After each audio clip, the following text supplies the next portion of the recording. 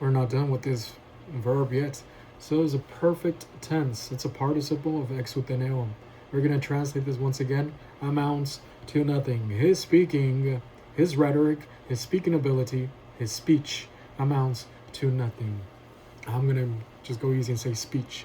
His speech amounts to nothing. The perfect tense is intensive perfect for his speaking ability. It's a complete action with the results continuing. The complete action is his ability amounts to nothing, but the result is nothingness.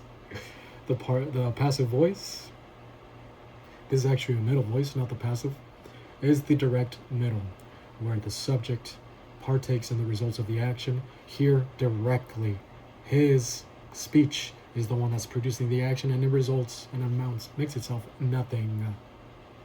So we can also call it the reflexive middle.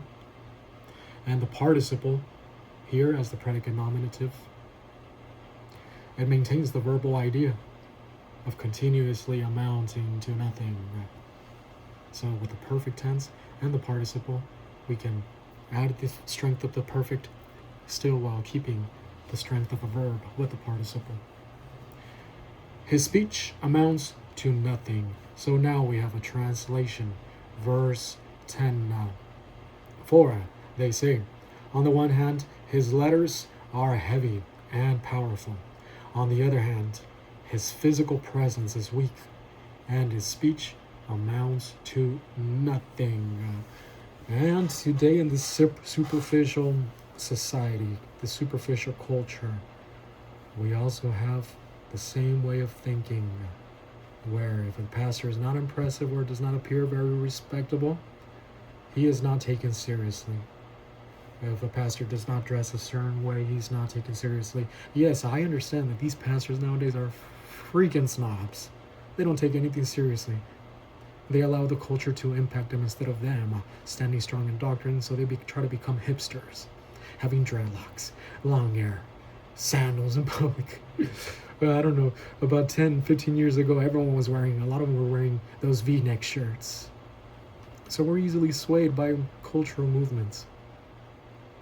I don't want to be pretentious, but yes, the Word of God is taken seriously, and some of this seriousness is also expressed in your attire.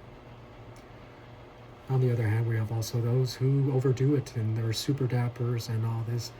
And the Word of God, at the end of the day, is the most important thing. The content of the teaching is important. That's what matters. So the congregation is wrong and emphasizing the wrong things, physical presence, and the pastors also are wrong many times in them emphasizing their own physical presence too much. So times have changed, but they have not changed. They have not changed in the sense that they emphasize the wrong things, but they've changed in the sense that they're not. It's not these Greek society anymore. Verse 11. Let's hurry it up. Verse 11. He tells these skeptics, these negative Corinthians, and yes, even the Judaizers who have impacted them so much.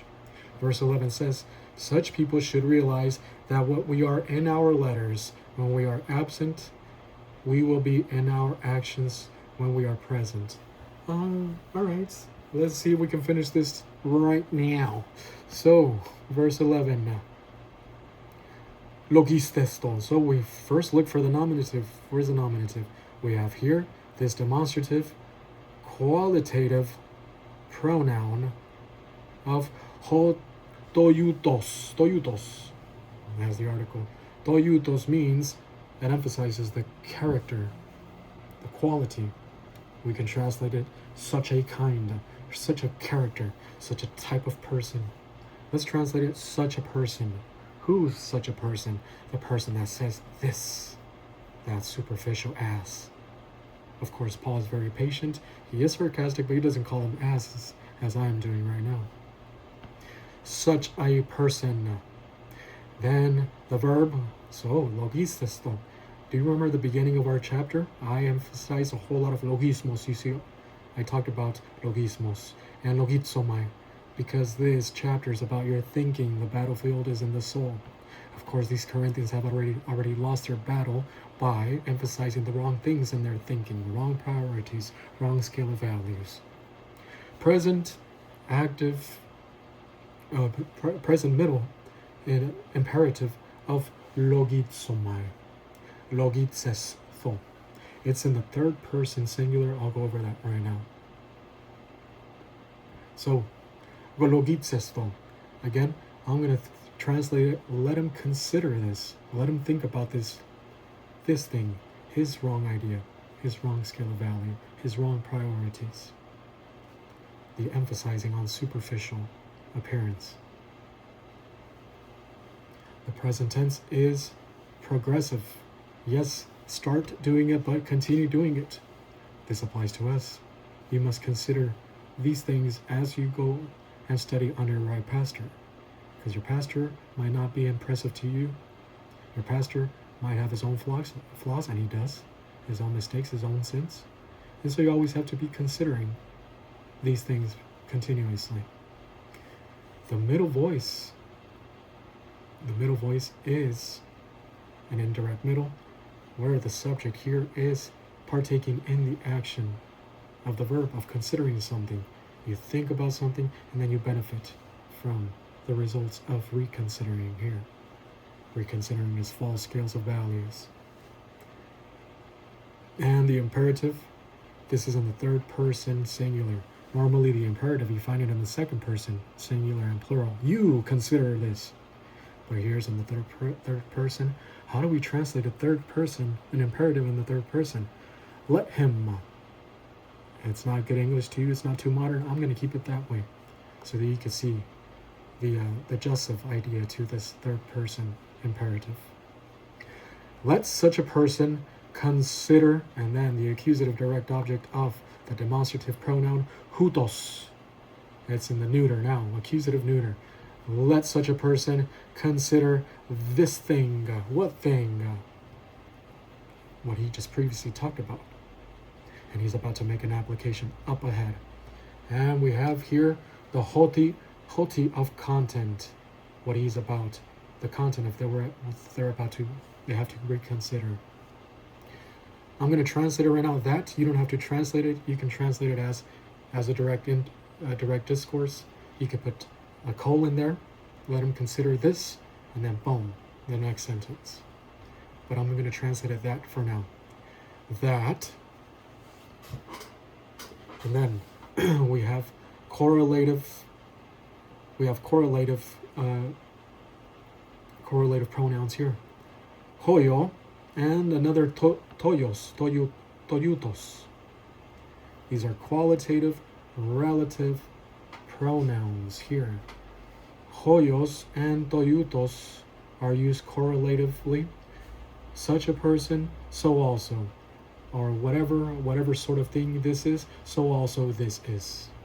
And that's what he's about to say. Whatever person we are in letters, we're also in presence, Paul tells him.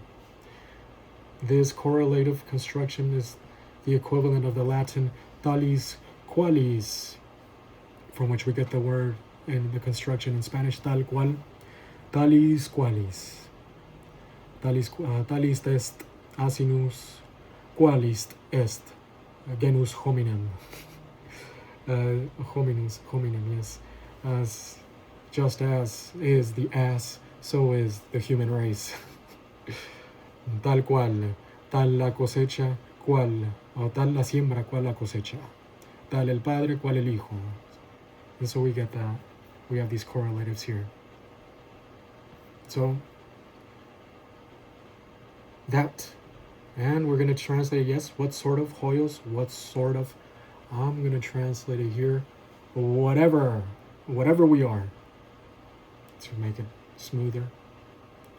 If you like what sort of, go ahead.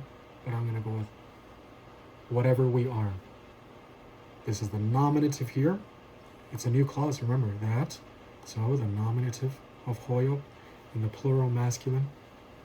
And then we look for a verb. There is a verb now. The present active indicative first person plural of Amy. First person plural because we have a plural in the nominative, okay? Hoyoi. Hoyoi. Hoyoi. Whatever we are. The present tense is a stative for with the nature of the verb. There's the status of they have that doctrinal thinking in letter, and so they have the same doctrinal thinking in person. The active voice, Paul and his team produce the action of the verb by being these doctrinal types. And the indicative mood is declarative.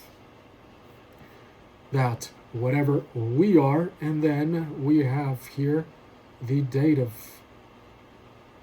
of logoi. Should I go over this first? Hold on. Give me a little bit of time. All right. Yes, let's do that. Logoi here.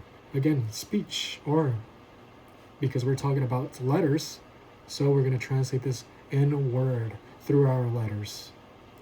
Whatever we are in word. This is the dative of sphere or manner. The manner, what they are, in the manner of words. Or you can also be instrumental by means of word.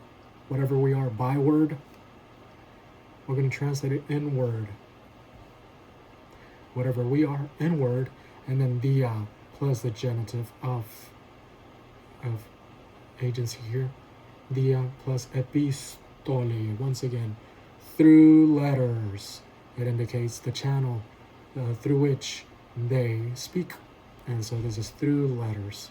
Whatever I am through social media, in words. Whatever I am through letters. Through letters. And then we have the present active participle of apemi. It's a compound word. We already ran into this word in the first verses of this chapter. Apemi. It's a compound word. Apemi says apple, it's a way, and then obviously Amy is so is away. So how do we do this? In absence, while away. And I translated this: whatever we are while absent, in word, through letters.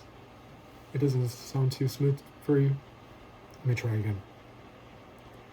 Let such a person consider this: whatever we are in absence, by word, through our letters, through letters. There's no article here in words, just emphasizing the quality of speaking through letters, writing or communicating a message through letters.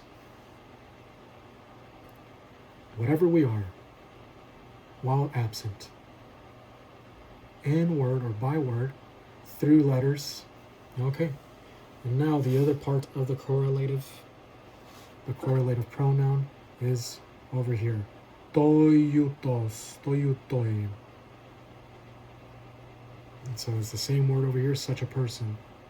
Whatever we are, through letters, so also we are. Such a person we are, such a character, such a doctrinal type we are. Paul takes some time to explain that. I thought doctrine while I was writing your letters. I think doctrine when I am present with you. Yes, I might not be so impressive, but you're emphasizing the wrong things. Emphasizing superficial appearance. I think while I'm away, doctrine. I think doctrine while I'm present with you. Stop emphasizing the wrong things. And this is an application to you, to all of us. Stop emphasizing the wrong things. Perhaps you've already learned so much doctrine where you stop emphasizing appearance, physical appearance so much, and you start emphasizing the character of a person. And then you continue. Eventually, the character has to be made up of doctrine, and you begin appreciating doctrinal types. They have something to offer. They have something to say. They have some blessing by association because their thinking is doctrinal. So your priorities start changing as you learn Bible doctrine.